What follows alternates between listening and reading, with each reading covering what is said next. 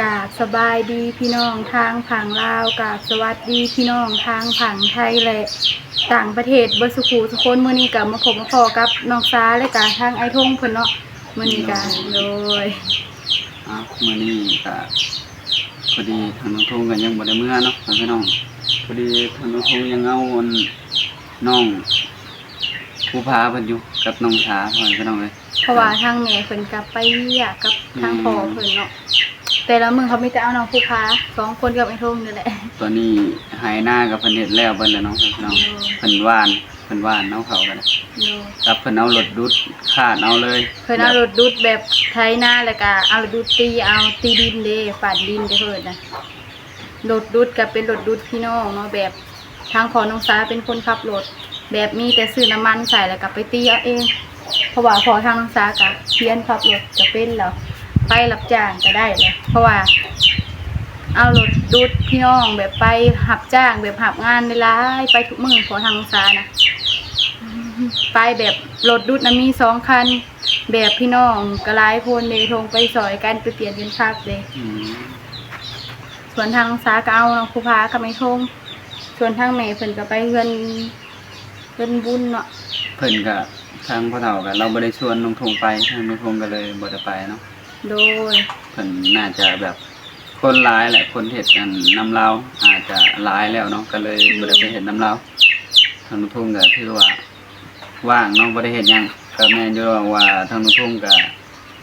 มาเฮ็ดแบบนี้มันอาจจะก็บ่เป็นเนาะก็เรียนรู้อยู่ก็แม่นอยู่ว่าเรียนรู้เนาะพี่น้องแต่ว่ามาก็บ่มีที่ว่างบ่มีหม้องที่สิเฮ็ดเนาะพี่น้องเพราะว่าเพิ่นเอารถดุดแล้วก็มีผู้ว่านนี่ยังเรียบร้อยเข้าหยังก็ได้เนาะเพิ่นเฮ็ดแล้วเบิดแล้วนาอันใดก็เฮ็ดแล้วเบิดเลยเนาะนาคลองแล้วก็นาในข้างบ้านนี่ก็เฮ็ดแล้วเลยเนาะไอ้ทงเนาะแม่นทางน้องทงไปมื้อนั้นก็ไปหว่านข้าวทางไอ้ทงเพิ่นไปหว่านข้าวมื้อนั้นเพิ่นก็ซอยเวียกทางพ่อน้องซาอยู่ไปหว่านข้าวแบกข้าวขึ้นรถขับรถไถออกไปนากับน้องทางน้องซาเนาะเฮ็ดซอยกันมื้อนั้นทางไอ้ทงเพิ่นก็ไปเอาปลาอยู่ในหนองแม่ตุ้ยเนาะไปเอาปลามื้อที่น้องทงปีกมื้อนั้นเนาะปลายังก็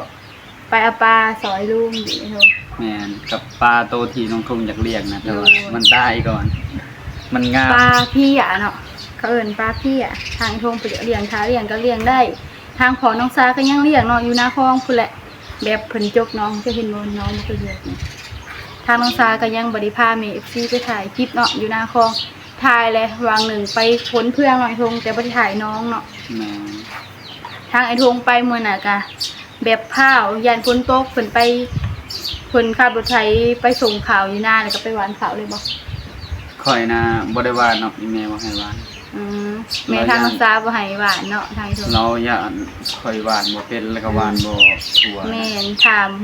ถ้าเฮาหวานแล้วก็บ่ฮู้ว่าบ่อนที่บ่อนอีหยังเนาะแต่ก็ต้องเรียนรู้ไปเทื่อละเล็กเทื่อละน้อย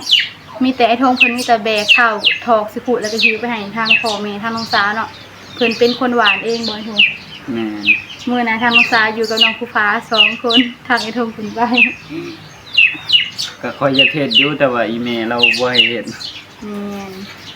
อยากเฮ็ดอยากเรียนเบิ่งเนาะอยากถ้าบ่เป็นก็หวานไปเรื่อยๆอาจจะเป็นแหละเนาะพี่น้องแม่นลาวหากับไอ้ทงหวานปานใดเนาะเพราะว่าไอ้ทงเพิ่นยังบ่เคยหวานปานใดถ้าเฮาหวานบ่ถูกวิธีแล้วมันก็สิบ่ออกได้ขาวกันมีวิธีอีกก็เรียกว่าหวานจากลมก็เกิดเองเฮาต้องฮู้ว่าเฮาหวานฮอดไสแล้วเฮาต้องแนมเบิ่งนิดถ้าว่ามันตกอยู่ไสเฮาจึงสิได้หวานทีหวานหางเด้บางทีมันก็หวานไปเรื่อยๆหวานให้มันแตกก็พอแล้วก็หวานล้ำอีก2เทื่อก็ได้เพราะว่าเฮาหวานไปมันก็แตกออกเนาะถ้าว่ามันหวานน้อยโพดก็มันสิทีหรือห่างไปแบบนั้นแหละอันนี้ก็ทางนุพงศ์ก็บ่เคยหวานมีแต่ดำกับมันหวานก้าอยากหวานแนวใดก็ได้เนาะหวานก้าโลกทางน้องสาก็ยังบ่ได้เมื่อเพราะว่ายังซักยาปัวบาดอยู่ซักยาปัวบาดแบบให้บาดมันแห้งเนาะเข็มละ30,000หรือว่า60 บาทเข็มละ60 บาทเนาะเข็ม30,000คือบ่ถือว่าเข็ม30,000นึงเนาะ ดูป้านอนจะเวกได้มันคืนเจ็บแท้เจ็บว่าเจ็บทั้งบอนซักยาเจ็บทั้งบอนบาดเนาะบาดยังบ่ดีปานใด อ่ะ อืม ทางคงก็ประมาณอีกมื้อฮื้อนี่แหละสิได้เมื่อเนาะพี่น้อง ดูทางทางไอ้เพิ่นเพิ่นจ้ะ เอาก็ทางคงก็ขอบคุณเนาะให้ FC เบิดสุขคนเนาะที่ให้ความแนะนำแล้วก็ให้กำลังใจตลอดมาเนาะก็ทางคงก็อยู่บ้านหนองสาเดี๋ยวนี้ก็ได้ก็ยังบ่ได้เมื่ออีก 2-3 มื้อก็สิได้เมื่อเนาะพี่น้องเนาะก็ทางคงก็ขอบคุณทาง FC ทุกๆคนนั่นแหละเนาะที่ให้กำลังใจแล้วก็ให้ความแนะนำทุกอย่างเนาะพี่น้องแล้วก็ FC มันก็ซอยเครื่องซอยของมาให้ทางน้องภูผาเพิ่นแน่เนาะพี่น้องเนาะโดย โดย เอาทางคงก็ต้องขอบคุณทาง MC เบิดทุกคนเนาะขอให้เพิ่นอยู่ดีมีแรงเนาะความเจ็บอย่าได้ความไข้อย่ามีเนาะเดินทางไปไสมาไสก็ขอให้ปลอดภัยให้เจริญในหน้าที่การงานเนาะทางคงก็สาธุเด้อเนาะทางคงก็นำอวยพรก็อาจจะอวยพรบ่ค่อยเก่งปานใดเนาะพี่น้องโดยแต่ทางคงก็พยายามจนถึงที่สุดเนาะแล้วก็ ฮอนี่ ครับเดี๋ยวให้น้องชาเพิ่นอวยพรทาง FC เพิ่นต่ออีกเนาะพี่น้องเนาะโดยทางน้องฟ้ากะขอบคุณทางเอซีเบอร์สุขุสุคนเด้อที่ให้ความแนะนำและที่ให้กำลังใจทางน้องฟ้าที่ผ่านมาเนาะทางน้องฟ้าก็ขอให้เพิ่นอยู่ดีมีแฮงความเจ็บจะได้ความไข้ให้มีเนาะเดินทางไปไสมาไสก็ขอให้เพิ่นปลอดภัยให้เจริญในหน้าที่การงานเด้อสาธุทางน้องฟ้าก็ดีใจที่เอฟซีเปิดเบิ่งคลิปให้เนาะก็พอได้รายได้อยู่น้อยทุก แม่น พอได้ใส่ใจในครอบครัวเฮาเองนั่นแหละ แม่นอาจจะ ถึงสิบ่มียอดวิวหลายก็ถ่ายคลิปลงคือเก่าน้อยทุก แม่นก็บางเทื่อก็บัดว่างบ่ว่างก็พยายามอยากถ่ายให้ใน FC เพิ่นได้เห็นได้ฮู้เนาะบางทีก็ทางทุ่งก็เฮ็ดบางเทื่อก็เฮ็ดอยู่แต่ก็บ่ได้ถ่ายคลิปให้ใน FC ได้เห็นเนาะบางเทื่อก็บ่มีผู้เพิ่นจับกล้องให้แน่ทางทุ่งก็เฮ็ดคนเดียวแบบนี้เนาะบางทีมันแบบบ่มีผู้ใดจับกล้องให้แฮงยากเลยบัดนี้น้องภูผาเพิ่นนั่นเกิดมาแบบนี้แฮงยากเนาะพี่น้องเนาะเพิ่นทางน้องชามก็เผาน้องภูผาทางน้องคงก็ไปเฮ็ดเวียกแนวอื่นอาจจะบ่ได้ถ่ายคลิปให้แม่ FC เพิ่นได้เห็นปานใดเนาะพี่น้องเนาะโดย ทุกบรรยากาศฮ้อนแท้ฮ้อนหวานเลยเนาะ ถ้าเฮาเฮ็ดซ่าก็ยันแม่เฒ่าเพิ่นหายแน่เนาะกับเฮาเฮ็ดซ่าเฮ็ดหยังซ่าก็อยากจับคลิปก็ยันเพิ่นหายเนาะเพราะว่าเฮาเฮ็ดซ่าพ่อพี่น้องเนาะ โดยเพิ่นทางก็สู้มองอยู่เด้อสู้มองสิไปใส่มองอยู่เซ่เนาะทางขอลงซาไปซื้อมองมาจักพันกับบ่ฮู้เนาะเพิ่นนั่งสู้มองมื้อเช้านี่แหละก็นั่งสู้แต่เช้าๆพุ่นแหละแล้วเพิ่นก็ไปเฮ็ดเวียกคือเก่าเนาะแม่ทางน้องซามาแต่เฮือนบุญพุ่นแหละจึงสิได้มาสู้ถ้าให้เพิ่นบ่ให้ทางไอ้ทงสู้ดอกเพราะว่าเพิ่นย่านเฮ็ดแบบบ่ถูกเพิ่นเดทงแบบย่านป้าบ่ถูกมองเด้เพิ่นสู้แล้วเพิ่นนับตามองใจสู้ก็ มันก็เรื่องปกติแหละแนวนี้ค่อยเฮ็ดบ่เป็นอยู่แล้วแหละ โดย เพิ่นยันเพิ่นบ่ให้เฮ็ดแหละเฮ็ดบ่ถูกเดี๋ยวเพิ่นสิหาย โดยเอาเป็นจังไดก็ไปเบิ่งกันเลยเนาะบัดนี้ก็สิพากันไปไล่เครื่องแล้วก็สิพากันมาตากเนาะเพราะว่ามื้อหนึงนะพออ้อมก็หลายคืนนนทงก็เป็นเรื่องปกติของเด็กน้อยเนาะ แม่น เป็นจังไดก็ไปเบิ่งไปหับชมกันเลยบัดนี้ โดยเนาะพอดีมาตากเครื่องแล้วเนาะหม้องนี้ก็มันเป็นหม้องตากเครื่องแน่ก็ถือว่าเครื่องเต็มเลยเนาะเครื่องรวมกันหลายเนาะ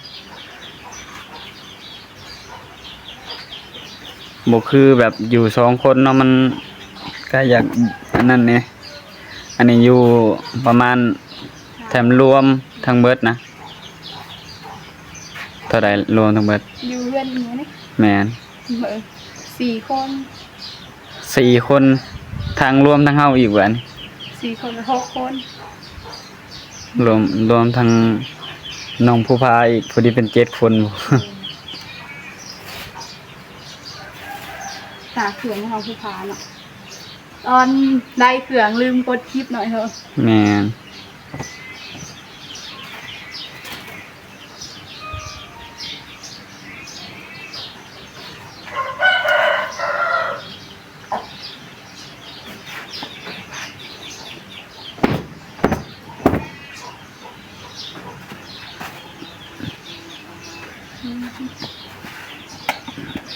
ตากเครื่องให้เราผู้พาก่อนเราผู้พาเนี่ย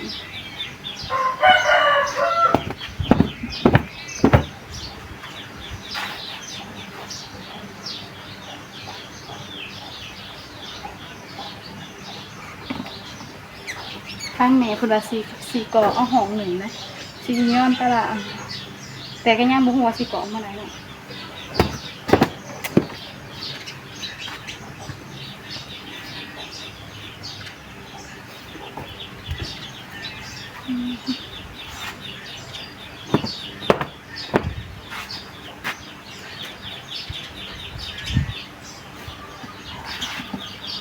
คือบ่ควบกันสองพื้นเลยผ้ามันหลาย เอาเถอะทีละพื้น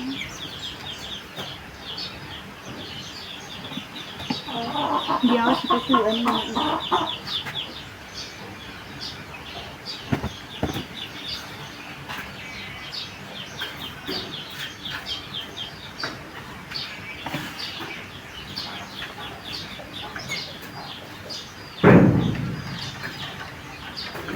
ยังเหลืออันหนึ่งได้อยู่ทางยังเหลืออันนี้อันหนึ่งทาง ไม่เลือด เบื้องนะ เดี๋ยวเป็นอยู่เพื่อนกะมันจะพาทั้งสักเพียงเลยแต่กันเนี่ยเพื่อนยังจ้าง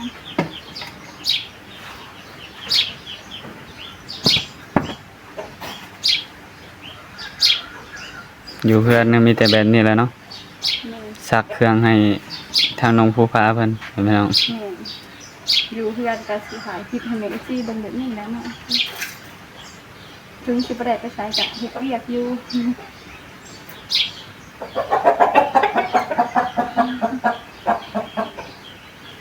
ก็ถือว่าช่วงนี้ก็บ่ได้ไปใช้เพราะว่านาอิหยังเพิ่นก็เห็นแล้วเบิดแล้วบาดหาน้องสายเฮ็ดอิหยังเด้บาด ฮะเหตุการณ์โต๊ะ กังเลยซ้ำไปใช้บัดนี้ ซ้ำไปโต๊ะเสือเราผู้ฟ้าโต๊ะ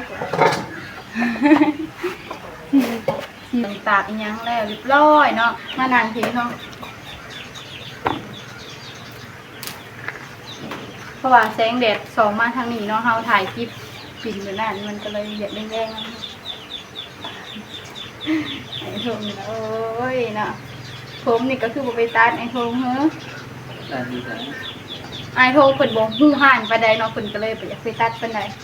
ยันเขาตัดให้เด้อบ่ถือทรงไอ้ทงเนาะสิเอามาตัดอยู่พุ่นบ่ กัปตันบ่ถูกใจยันบ่ถูกใจ ยันเขาตัดบ่ถูกใจไอ้ทงเนาะ เอาบาดนี้เนาะก็คือสิได้จบคลิปแล้วพ่อพี่น้อง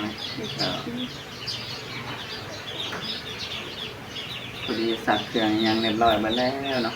โดยทางน้องผู้พาเพิ่นก็เนาะตอนนี้ เอาท่านผู้ชมก็ต้องขอบคุณเนาะทางแม่ซีเบิร์ดทุกคนเนาะที่เบิ่งคลิปของหนูทงแต่ต้นจนจบที่บอกความโฆษณาเนาะทางหนูทงว่าผิดพลาดประการใดก็ต้องขอโทษขออภัยแม่ซีเบิร์ดทุกคนเนาะทางหนูทงสิขอลาไปก่อนเนาะขอให้พี่น้องพบกับคำว่า